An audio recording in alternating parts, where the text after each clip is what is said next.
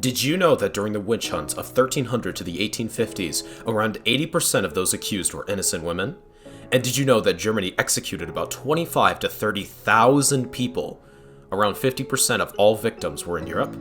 During these trials, accused witches were subjected to torture that often exceeded the permitted time frame and was repeated multiple times. In this video, we will explore the demonic abuse methods during the witch hunt against women, so stay tuned till the end. For centuries, witches have been depicted as terrifying figures in movies, books, and images. They were believed to have sold their souls to the devil for supernatural purposes and were often associated with death, disease, and curses. As a result, they suffered persecution and torture, but 80% of those being innocent. Between 1300 to 1850, thousands of people, primarily women, were executed under the false charge of witchcraft in Europe. The Catholic Church's inquisitors often acted on unfounded accusations, leading to the execution or lynching of around 40,000 to 60,000 people worldwide, with 80 to 100,000 being put on trial. Germany has a long history of witch hunting and genocide, long before even Hitler's time. Between the XVII and XVIII centuries, Germany's Inquisition executed 50% of all victims in Europe, around 25 to 30,000 people, being accused of witchcraft in cities like Bamberg, Metz, and Eisenstadt without any evidence. These accusations fueled the growing tensions between the Catholic reform groups and the political fragmentation of the Holy Roman Empire. Even 7-year-old boys and promising students were executed for alleged contact with the devil. The nativity of the German settlers of that time took these irrational accusations as true. Contrary to popular belief, inhabitants of other countries executed much less anger and violence than those more controlled. In Spain, the Holy Inquisition was created, regulated by strict rules that forced them to investigate any accusation and discard confessions obtained under torture. The Spanish Inquisition focused on attracting new believers or converting them to their religion. Nevertheless, these were episodes of mass persecution, such as the witches of 𝗓𝗂𝗓𝗓. Trials vary depending on the country, with some being carried out informally or based on uncorroborated popular accusations. Accused individuals often face painful and humiliating trials outside the jurisdiction of the Inquisition or in countries where hysteria and violence ruled. The arrest of the suspected was often based on rumors or confession obtained through torture from another accused witch. The accused were held in dungeons and towers, known as the witches' towers, despite not being used for any prisoners. Mistreatment was common in these locations. The next stage involved an interrogation process, which involved 3 phases. The first phase involved peaceful questioning, followed by an explanation and demonstration of torture instruments, and finally, the use of painful torture methods such as thumb screws, the wheel, the rack, and the Spanish boot. These methods were used to extract a confession from the accused. During the witch trials, accused witches were subjected to torture which often exceeded the permitted time frame and was repeated multiple times. These so-called witches' tests were entirely illogical and prohibited by official processes, yet were widely used as valid arguments in court. These included the infamous water test, where sinking meant innocence, but many drowned, as well as the fire and weight tests, which were impossible to pass. Confessions, whether true or false, were necessary to obtain a conviction, and accused witches were often forced to give the names of others. This led to a chain effect of accusations, with new suspects being added constantly. Condemnations were carried out within a determined time frame, often involved burning or other violent methods.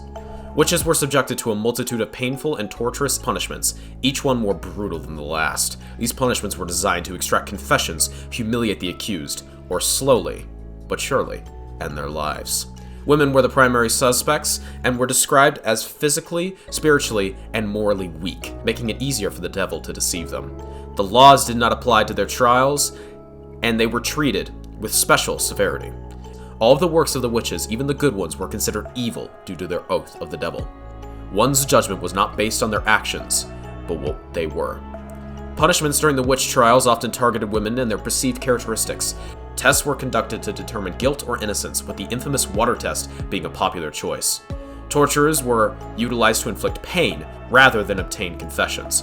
One such torture, 𝗓𝗂𝗁𝗂𝗓, which involved tearing mammary glands from the body, often destroyed adjacent tissue in the process. If the accused survived, they were left permanently marked and unable to breastfeed.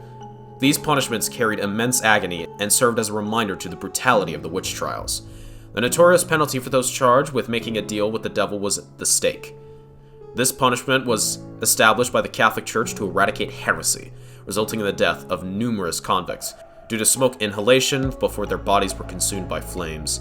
In each of these individual executions, the convict would feel the scorching flames char their entire body. The Salem witch trials were not the biggest or most brutal witch hunt, yet they were the most well known. The accusations of witchcraft occurred over several years in a country where this type of process was uncommon. The causes were similar to those in Europe. However, the reason for the trial's infamy is not clear. Perhaps it was due to Arthur Miller's The Crucible and other adaptations inspired by tragic events. The trials resulted from a combination of Puritan population's mass hysteria, imaginative girls, and voodoo rituals. Normally, we dress up as witches for fun, but in these times, that could mean a death sentence. After exhibiting strange behavior, including convulsions and bestial behaviors, 2 young girls were joined by the daughter of a wealthy family in their community.